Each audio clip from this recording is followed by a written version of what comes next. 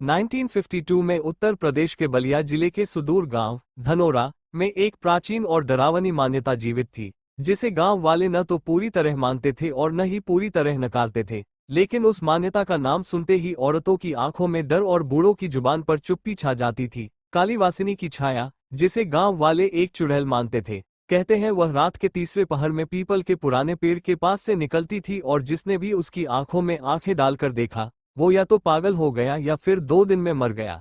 कहते हैं ये कहानी नई नहीं है, आज़ादी से भी पहले की है, जब गांव में ठाकुर हरिराम सिंह का बोलबाला था और उन्होंने गांव में एक तांत्रिक को मारकर जमीन के भीतर जिंदा दफना दिया था, क्योंकि तांत्रिक ने भविष्यवाणी की थी कि ठाकुर का खून ही उसकी मौत का कारण बनेगा। ये सुनते ही ठाकुर क्रोधित हो उठा और उसने गांव वालों को तांत्रिक के खिलाफ भड़काया।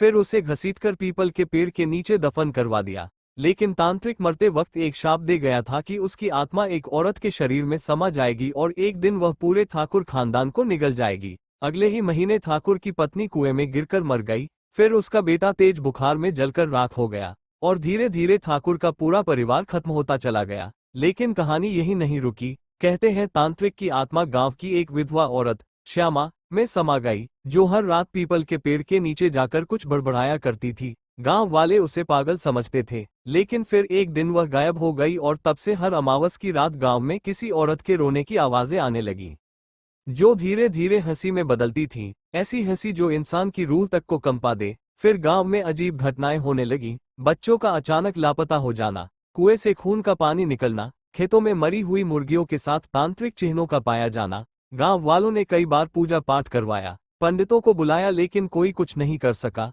फिर गांव में आया एक नौजवान पत्रकार अशोक, जो शहर से यहाँ एक रिपोर्ट बनाने आया था। उसे गांव की इन बातों पर हंसी आती थी, लेकिन जैसे ही उसने पीपल के पेड़ की तस्वीर खींची, उसकी कैमरा स्क्रीन एक पल को काली हो गई और उसमें किसी औरत की झलक दिखी जो उसकी ओर देख रही थी। अशोक ने सोचा कि शायद कोई तकनीकी खराबी है, लेकिन उसी रात उसकी तबीयत खराब हो गई और उसने ख्वाब में देखा कि एक औरत उसे बुला रही है।